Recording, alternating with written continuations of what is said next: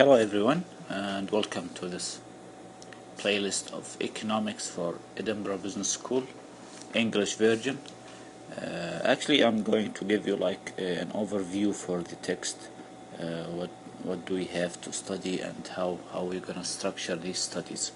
First of all, our EBS economics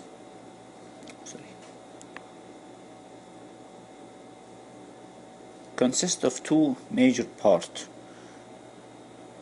We have the microeconomics and we have the macroeconomics.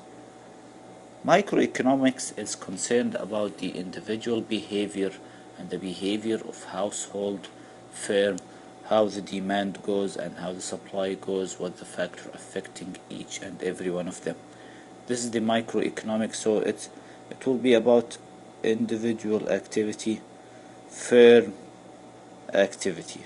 And we're going to study these in more details in about 10 modules.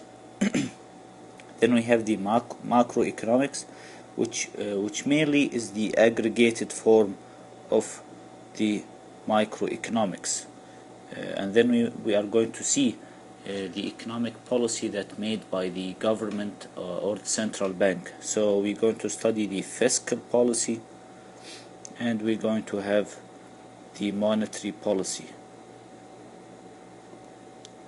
and we're going actually to study how these two impact the level of microeconomics, so they both impact each other in their levels.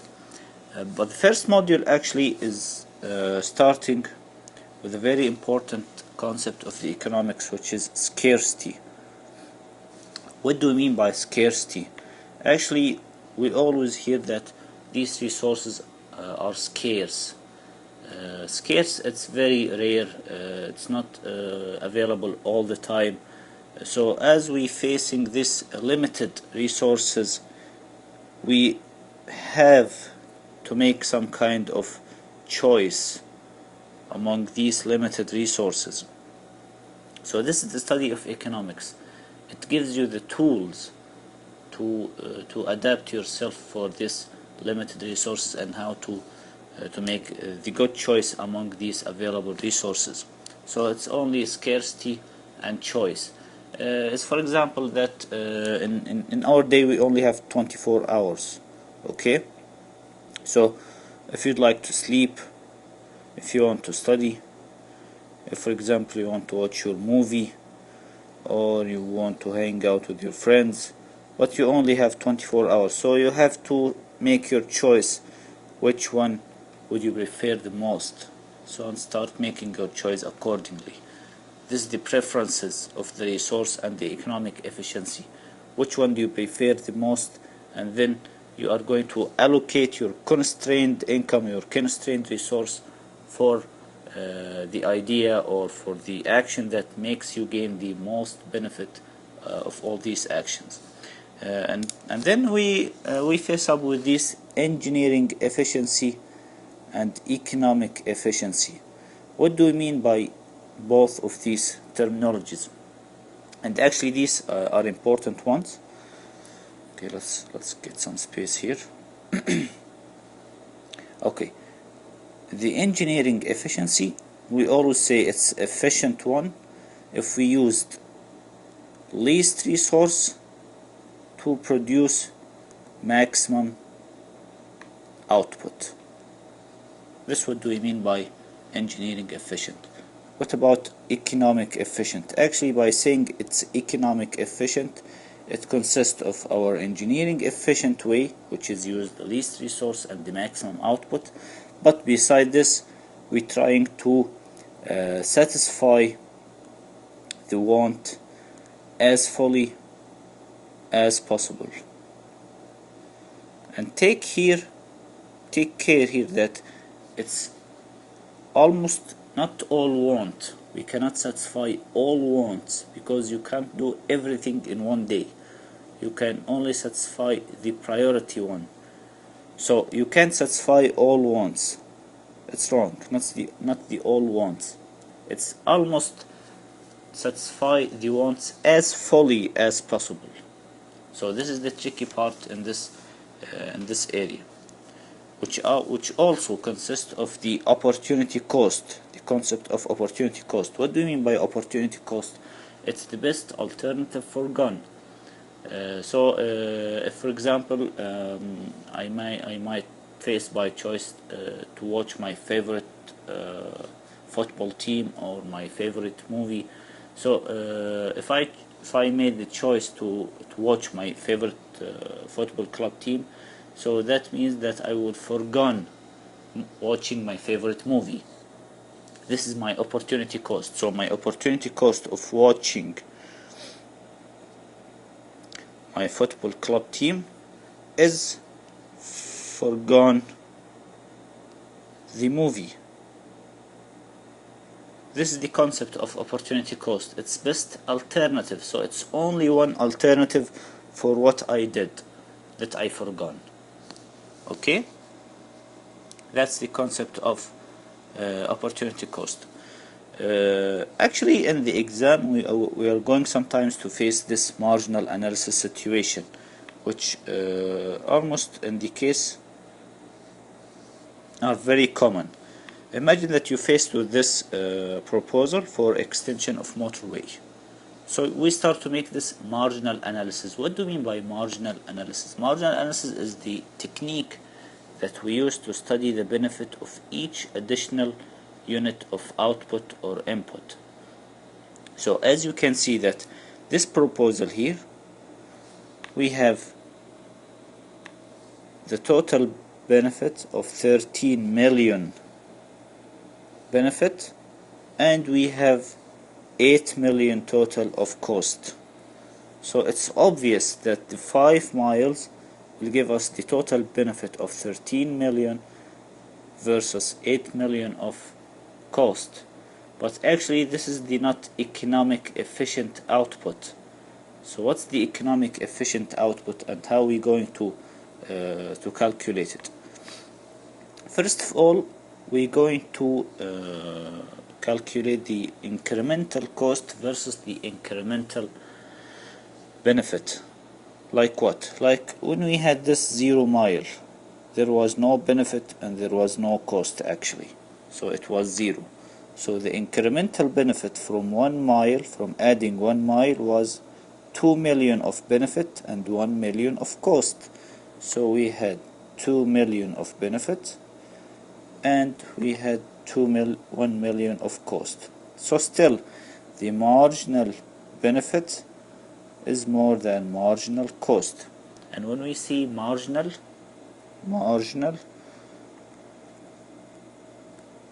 we mean delta over delta, change in the benefits for each change of our output.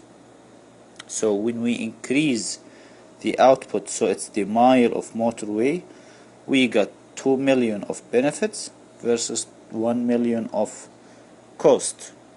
Okay, let's check the next step. When we add the second mile, we add actually 3 million of benefit, okay, against 1.5 million of cost. So we still have the marginal benefit more than the marginal cost, and so on for the third one. This is the third mile. It adds 4 million of benefit and we had 1.5 million of cost. So still in the third step we still have marginal benefit larger than the marginal cost. Okay, let's see this one, the fourth mile.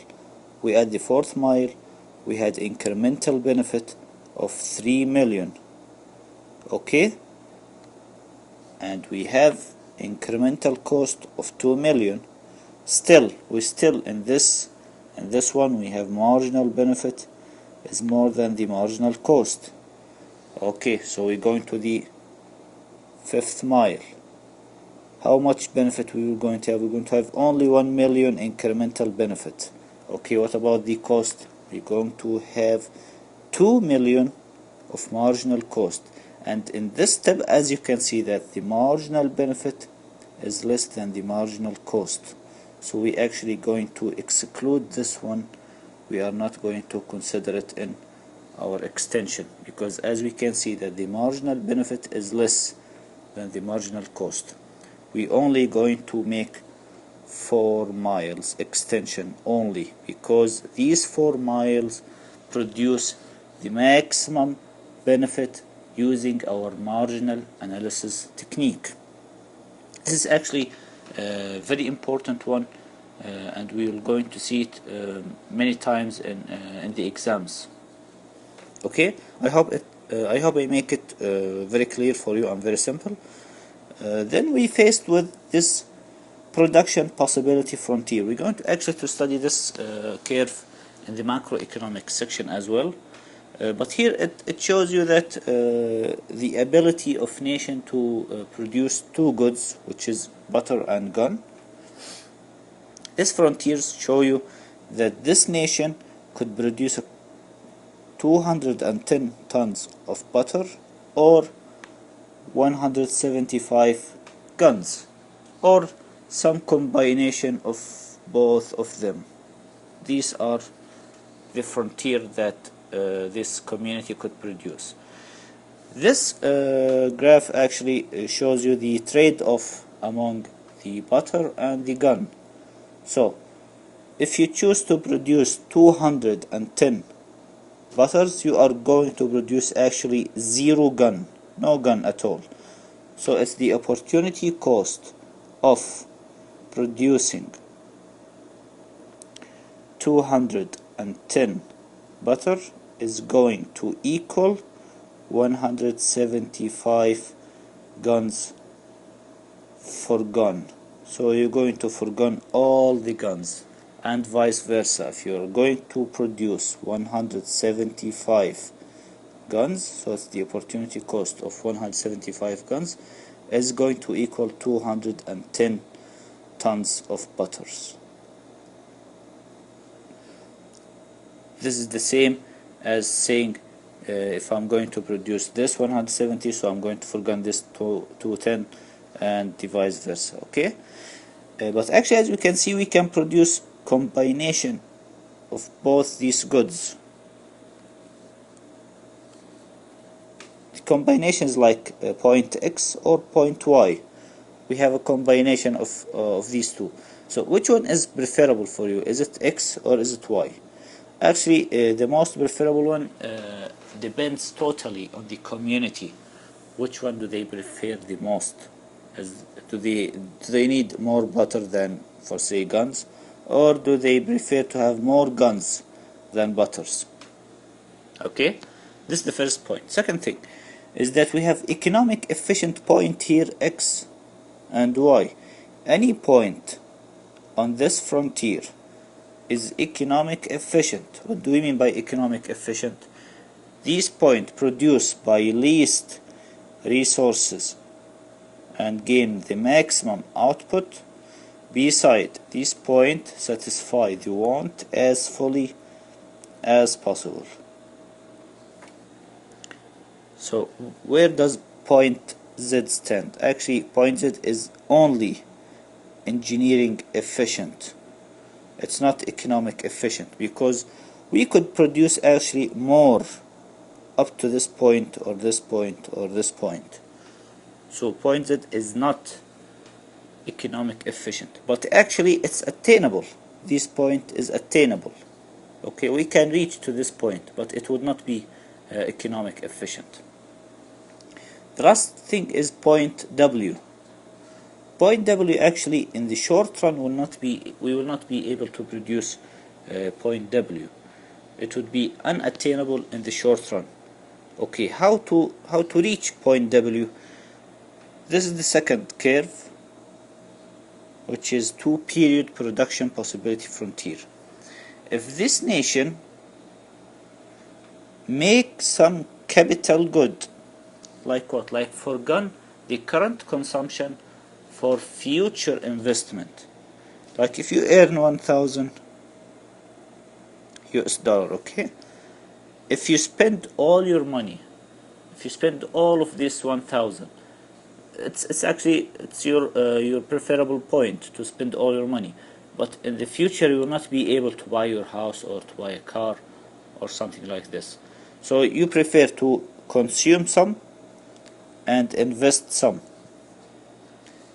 This action will make your frontier shift outward to the right in the second period or in the future. However, if you favor to consume all your resources at the current time, so in the future time you will not be able to produce any further more, so your frontier will shift to the inward or to the left. So this nation, let's take this nation favor to consume all their butter at the very first period. So in the second period they suffer from inward shifting for their frontier. However, if we take nation B, which they actually consume 144 and they made capital stock of 100, their frontier shifted to the right. Actually, we're going to study this frontier again in the very first beginning of the macroeconomic section. Okay, so this concludes our study for the first module. Stay tuned for next modules, inshallah. Thank you.